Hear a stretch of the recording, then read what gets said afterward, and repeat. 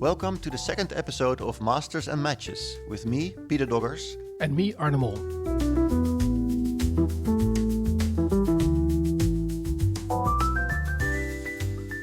Honestly, I'm not sure I am actually ever going to play just a normal round-robin classical chess tournament again. Magnus Carlsen said this in 2024, and we all know that he's not super excited anymore about classical chess these days. And instead, he is excited, for example, about freestyle chess. He's going to play, among many other top players, in the Freestyle Chess Grand Slam Tour final in South Africa. And last year he said, I plan to play as much freestyle as I can. I can't wait to play. It's going to be an awesome new opportunity for players and fans. Magnus Carlsen, though, is definitely not the first player or even the first world champion who had his doubts about classical chess. Indeed. Here's another quote. There is cause for concern with regards to draws. It may be that we have not yet reached the point of being able to make draws at will, but we are not far away. This is a quote from Capablanca, who was world chess champion in 1925. So he actually said this in the same year, I believe. He said this after a tournament in 1925 in Moscow. So amazingly, a full century in between, we have two world champions expressing their doubt about, well, the problem, so-called problem of draws in chess. And I believe Capablanca had some quite radical ideas of changing things, right? Yeah, he wanted to enhance the chessboard with additional squares. He wanted to make it a 10 by 10 board. And he also suggested additional pieces, which would be a combination of bishop and knight and rook and knight. Wow, that is quite major. Yeah, Capablanca chess, as it's called, I think it is possible to play it still, maybe even online, but it never really caught on. But yeah, we have already arrived at the main topic of this episode, which is the Moscow 1925 tournament. Yeah, we chose this tournament because the more research we did about it, the more we discovered how incredibly important the year 1925 was in chess, but also in world history. And we realized it would be a great topic for this episode. For example, I discovered that there is actually a tournament book about the Moscow 1925 tournament, which was written by the later winner, Efim Bogoljubow. And we have discovered many other things that we would like to share with you in this episode. Right. Bogoljubow, famous for his witty quote, when I am white, I win because I am white. And when I am black, I win because I am Bogoljubow. Yeah, so 1925, this was obviously a period where chess was not as big as it is right now, but it was becoming very big indeed. And Moscow 25 was one of the key moments, I think, in which chess grew a lot, especially in the former Soviet Union. But maybe just to set the scene a little bit, 1925 was also a very important year in other aspects. Well, I studied Russian literature when I was young. It was a period in which many things happened in Russian literature. One of the things that happened in 1925 is that Vladimir Nabokov started writing his first novel, Mashenka. But it was also a so-called golden age for many poets and novelists in Russia. The painter Kandinsky was very active in this period as well. And there were first exhibitions of Art Deco and Surrealism in this period. 1925 was also the year in which the famous movie Battleship Potemkin came out. It was directed by Sergei Eisenstein, but it was not the only well-known Russian movie that came out in 1925. We will come back to this later in the episode. Yes, and of course, this period of the 1920s, if we address it in terms of politics and economy, well, it's the interbellum. This was 1925, 7 years after the end of the First World War. In the United States, Calvin Coolidge was president. In this same year, the Mussolini dictatorship started in Italy. And also in the same year, Hitler published his first part of Mein Kampf. And yeah, all happening in 25. And yeah, well, we're talking about Russia. And there, of course, it was 8 years after the Bolshevik revolution. They were in power now. But Lenin had died a year before. And Stalin had just grabbed power. And turns out that chess in the Soviet Union, as we all know, in the 20th century, chess was very big in the Soviet Union. And this specific year, this specific tournament actually explains a lot of why this was the case. Chess played a very big role early on for the Bolsheviks. Some of the highest leaders were actually chess players themselves. But we actually can start a little bit earlier in the Russian history of chess to get a bit more context. Yeah, one of my favorite players is Mikhail Chigorin. I love his opening and I love many of his games. He was one of the first Russian chess masters, and he was very popular not only in Russia but also outside of Russia. He lived from 1850 to 1908, and I think he made a very big impact on chess in Russia. There were two other major tournaments before the Moscow 1925 tournament, which were held in Chigorin's memory, actually. It was Petersburg 1909 and 1914. Yeah, those were big events, and I think these were still in the times of Tsar Nicholas. And I think these were already important to the Tsar as well, right? Chess was already important for him. Yeah, he donated a couple of thousand rubles to the prize fund for the tournaments. Yeah, that shows chess was big. Chess was big actually even before. We could mention Peter the Great was already a fan of chess. So the interest in chess in Russia goes back centuries. And well, if we go back to the revolution, the Bolsheviks, start of communism, it is said that Karl Marx himself was a chess fan, but definitely Vladimir Ilyich Ulyanov, or Lenin, was a fan too. He played a lot, but eventually he wouldn't take it very seriously. But he was quite a strong player, Lenin. So Lenin didn't really take it seriously. But what about some of the other Bolshevik leaders?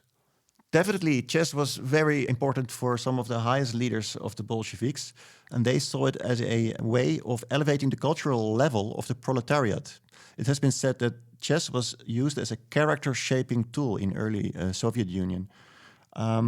Initially in the military, when Alexander Ilyich Zhinevsky was leading this program, Zhinevsky who would later be a participant in the Moscow 25 tournament, by the way, and later on it was Nikolai Krylenko, who had the task of making chess popular throughout the whole population. And yeah, there were sort of a couple of reasons why chess became important for the Bolsheviks. It was, as we said, a political weapon and a way of educating the population. It was also a way of creating your own strong players, because there were these internationally renowned players. Some players had left the Soviet Union already, but which we might come back to. But it was definitely also the idea to create strong players in the country. Yeah, interestingly, they were very modern when it comes to funding and sponsorship. So the state supported the tournament with around 30,000 rubles, which was really a lot of money if you think about the fact that a Moscow worker earned about 65 rubles per month. So it was an enormous amount. And all expenses were paid for, like the accommodation, transportation, all the meals, entertainment and laundry. They were all paid for by the Soviet government. Right. I think it was actually in history, you could go back. This was the first super tournament fully stated by a national state, by a government. Yeah, and interestingly, it was not common knowledge how it would play out. One of the participants, Ernst Grunfeld, didn't really trust it before he entered the country, and he was caught by the Soviet customs with a lot of luggage and a lot of canned food in his luggage, because he was afraid that he would not get enough food when he was actually playing the tournament. Who actually played in this big tournament, Moscow 25? Maybe you can tell a little bit about the participants. I know there were 10 Soviet players and 11 players from abroad. Yeah, it was a really big tournament with many major names participating. We already mentioned two of them, Bogoljubow, the later winner, but also Grunfeld. He is now still famous for his chess opening, the Grunfeld defense. The world champion participated, Lasker Capablanca. The former world champion, Emanuel Lasker, participated. He was from Germany, Capablanca from Cuba, of course. But also many other well-known players like Richard Reti, still known for the Reti opening and many of his modern, hyper-modern ideas. We had Frank Marshall, the US champion. We had Tartakower, a very well-known name as well in chess because of his hyper-modern chess theories. By the way, a book that was also published in 1925. And like I said, the later winner, Efim Bogoljubow, He was actually a little bit older than many of the other participants, but he played a fantastic tournament. Bogoljubow lived in Germany at the time. He had moved already quite some years back from the Soviet Union to Germany. Some other participants, perhaps lesser known, were Bogatirchuk, Zubarev, Romanovsky, Boaturciu, Verlinsky, and Ilyin Zhenevsky. I think you mentioned him already, Peter. Yes, he was the leader of the program of the Bolshevik leadership. There was one player missing, right? Yeah, one big name, and basically the clear world number 2 at that time was not playing. You could almost add, unfortunately, it was of course Alexander Alekhine, or closer to the Russian pronunciation is, I believe, Alyoshin. But you were the one who has studied Russian. Yeah, Alyoshin, I think. Yeah. So the Bolshevik leader running the chess program at that time, Krylenko, he really had made it clear that it was never really a serious possibility to invite Alyoshin. There was a bunch of reasons we could point at. One of them was Alyoshin's aristocratic roots. He had been rejected to join the Communist Party in 1919 on the account of his social origins. Also, earlier, I believe in 1917, Alyoshin had been arrested once or twice. There were some issues with the Soviet government. He had left the Soviet Union in 1921, and he had also already written a sort of a critical pamphlet about Soviet chess. So, yeah, a bunch of reasons why he was not the most welcome participant at the time. So what about the playing conditions? When did the competition start, and where did they play? Right. The tournament was opened on November 9, 1925, and the opening ceremony was held in the prestigious House of Unions next to Red Square. And of course, there was a speech by Krylenko about the importance of the tournament and for chess for the country and for socialism. And then play started on November 10 in the Fountain Hall of the majestic second house of the Soviets, which would later be the Metropole Hotel. And after the tournament, especially some players complained. Most prolifically, Capablanca. He thought the conditions were actually not ideal. It was apparently quite hot inside. Maybe curious in a place like Moscow, but I know from experience from my trips to Russia that it can be very cold outside, and the Russians take heating the insides very seriously. So I felt kind of recognizing it can be quite warm in official buildings like museums and stuff like that. So apparently even Capablanca, who of course came from a warm country like Cuba, had some issues with the temperature. Speaking of Capablanca, as we said, of course, he was the reigning world champion since 1921. Let's talk a little bit about the chess historical context of this tournament.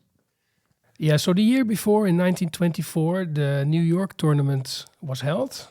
Emanuel Lasker had won ahead of Capablanca, Alyoshin and Frank Marshall. Earlier in 1925, a very famous tournament, Baden-Baden, was held. Alyoshin did play there. He won the tournament. He scored 16 out of 20. I think also in this tournament, this very famous Reti Alyoshin game was played, right?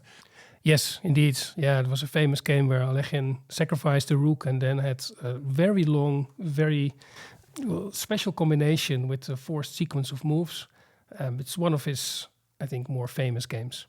Definitely something to Google. Reti Alyoshin, one of the best combinations ever played, in my opinion. Yeah, in Baden-Baden 1925, also another very famous player participated, Aaron Nimzowitsch, and he had actually started publishing his most famous book earlier that year, My System. It was published in 5 installments over the year 1925 and 1926, and it was bundled in 1927. There were other books as well, published in 1925, that would have a lasting impact, such as Tartakower's The Hypermodern Chess Game and Lasker's Lehrbuch des Schachspiels. And actually, Capablanca himself had published a chess book called Chess Fundamentals a few years before, in 1921. So quite a few writers in the field at the moment, yes. at the time. Yeah, so I guess you can say that many authors played and also wanted to test their own theories on chess. Yeah, of course, one of the most interesting figures was Nimzowitsch, who had perhaps the strongest opinions of all. And yeah, we found a very interesting quote, similar to the one we already mentioned from Capablanca, a quote that is from 1925, but it sounds like it could have been written like this year, right? Yes, he wrote very interestingly about Bogoljubow, the later winner. He wrote the following: people who tend to prepare 15 to 20 move variations months before the start of the contest with the rather philanthropic idea of coming up with a surprise punchline for the unsuspecting opponent on the 14th or 15th move. Bogoljubow is an apt example of this. And Nimzowitsch called him a variations player. And he said, the variations player can be described as untalented in a higher sense. Well, he wasn't that untalented in Moscow 1925. Exactly, yeah. I believe this article must have appeared a few months before the tournament we're talking about today. And maybe Bogoljubow had seen it and led to some extra fire, some extra energy, because he won the biggest tournament of his life that same year, being called untalented. How did he win it? How did the tournament go? Yeah, let's talk a little bit about the tournament itself. Yeah, so we see that Bogoljubow finished the tournament as the winner with 15.5 points out of 20 rounds. Yeah, that was another thing back in the day. Those tournaments had many more players and as a result, many more rounds. This time, 21 players, 20 rounds as a round robin. Bogoljubow scored 15.5 out of 20, 1.5 points more than former world champion Emanuel Lasker. And then behind Lasker, Capablanca finished with 13.5 points. Wow, impressive. Yeah, and it was not a bad result for Capablanca, but it was the fact that he came third was sort of after a good second half, a sprint, because in fact, the first half, he was very much out of form. He was maybe playing the worst tournament of his career in that first half in Moscow. We remember also that before 1924, Capablanca had managed to avoid losing a single game for 8 years. So a very long not losing streak. Of course, there were not as many chess events as these days, but still to be undefeated for 8 years was still very special. So yeah, after the tournament, Capablanca wrote himself that for the first time in my life, I was virtually at the tail end of the list. So you can imagine, I mean, the reigning world champion, the biggest star chess had, he was simply not even used to ever scoring a result like that. It was like Gukesh in the recent Grand Swiss, right?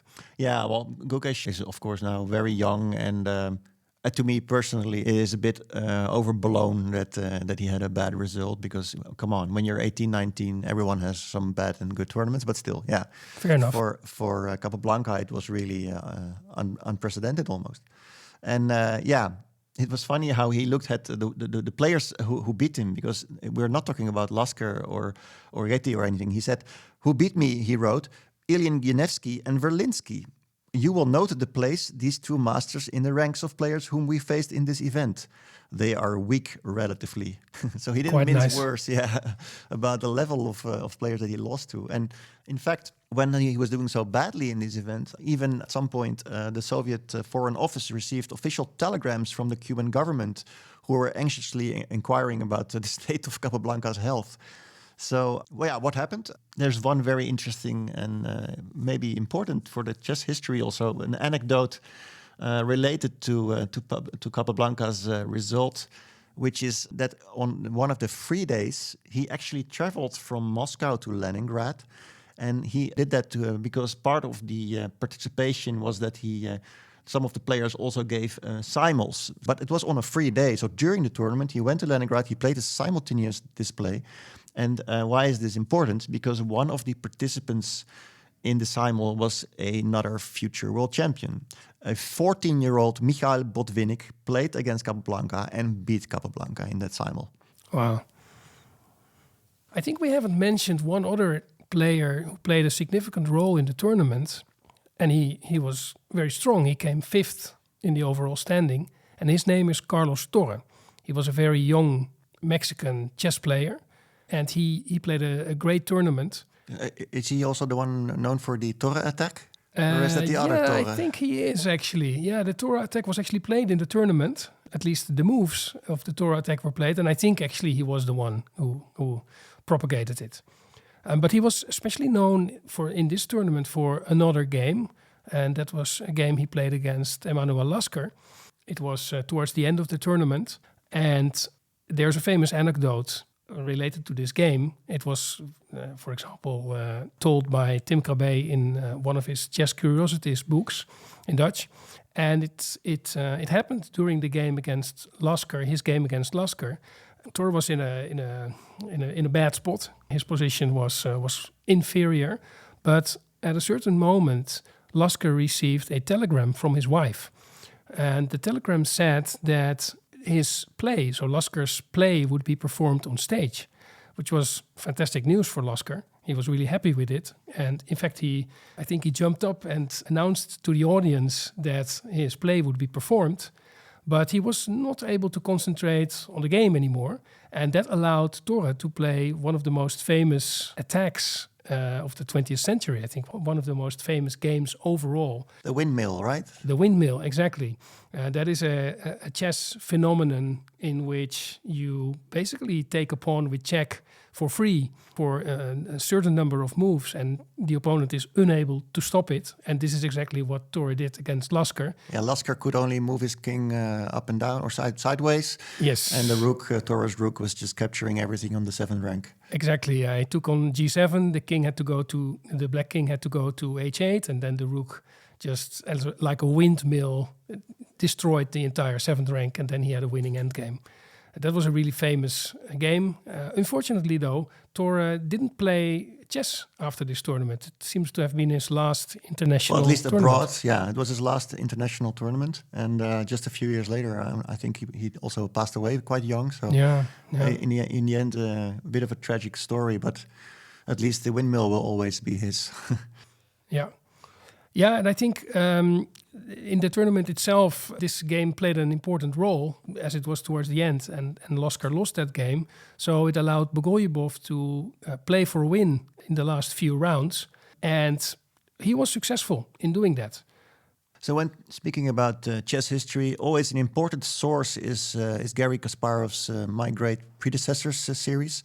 And Kasparov also says a little bit about Bogoljubow and his win in Moscow, where he finishes ahead of Capablanca and Lasker. But still, Kasparov wasn't super impressed by Bogoljubow's play, to be honest, as is clear from this sentence that he wrote about him. Yeah, he said Bogoljubow was a strong, talented, practical player, but as regards to his level of positional understanding, he was still an amateur. Not the best. Thanks, Garry. Thanks, Garry. In fact, recently, in February this year, Matthew Sadler also talked about Bogoljubow in a New in Chess podcast. And Matthew was a little bit more positive, I would say. He described Bogoljubow as incredibly optimistic, quite a good theoretician, who played a lot of systems in a reasonably sensible way, and he just kept on fighting regardless. He made a lot of mistakes, but then somehow kept on going. And in fact, this also a little bit echoes a quote from the young Torre, who had also written at some point in the 20s that Bogoljubow was really a player who always played for a win. And usually we associate this with people like Bobby Fischer or Magnus Carlsen.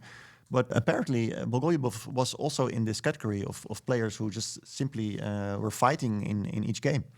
I'm thinking maybe you can compare him with a player like Parham Maghsoodloo. Yeah, maybe. Yeah. He's not really at the top. He's not at the moment clearly one of the best players in the world. But at the same time, as we have seen in the recent Grand Swiss, he's capable of playing at that level for many games in a row. And he was leading the tournament for a long time. Exactly. And yeah, you're right, with a lot of fighting games. Good point. There is one more very interesting aspect about this Moscow 25 tournament. And I actually noticed a parallel with chess in modern times and also with my, let's say, career as a chess journalist, because I have traveled the world during my time for chessvibes.com and later for chess.com, I've traveled the world with a camera also. I wrote a lot of articles, but I also filmed a lot of tournaments, and I also interviewed a lot of players on camera. And I think we could say that Moscow 25 was possibly the first chess tournament in history where players were filmed on a camera. And why was that? It's because the film Chess Fever was being recorded there. Can you tell me a bit about it? Yeah, it was, of course, a black and white movie, and it was also a silent movie. The words spoken were shown in writing on the screen. You could not hear what the characters were saying. Yeah, the story is thin but amusing, I would say. It's about a man and a woman, Vladimir and Anna. They're about to get married, but Vladimir is caught in the chess fever. So he's very much into chess. He loves to follow the games, and he completely forgets about his marital obligations. And in the end, he must ask for forgiveness because he forgot about it. But these are not the only two characters. The other players of the tournament were also playing cameos, like Capablanca himself. Yeah, Capablanca had the most important role because we see him briefly at the start, and also at the end where he meets Anna. But there were more players in it, huh? Yeah, Marshall, Reti, Torre, Yates, and Grunfeld also had cameos in the movie. The film is less than half an hour long. You can find it on YouTube. We will put a link to it in the show notes. It's definitely worth checking it out. Yeah.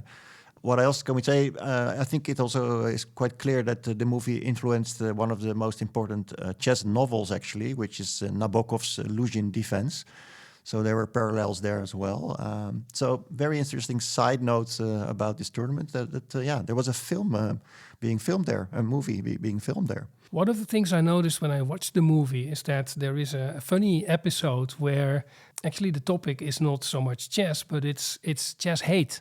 The main character, the woman Anna, is seeing chess players everywhere. She sees everyone playing chess, and she gets to hate chess increasingly. And at one point she tells one of the characters, which is actually Capablanca, "Leave me alone. Chess has made me hate everyone." And then Capablanca makes the remark that when I see a beautiful woman, I too begin to hate chess. And then the woman says, "At last, someone who hates chess." So I think even Capablanca was not unfamiliar to the phenomenon of chess hate, right. like we all are from time to time. Definitely, yeah. So, Moscow 25, let's talk a little bit about the aftermath of the tournament.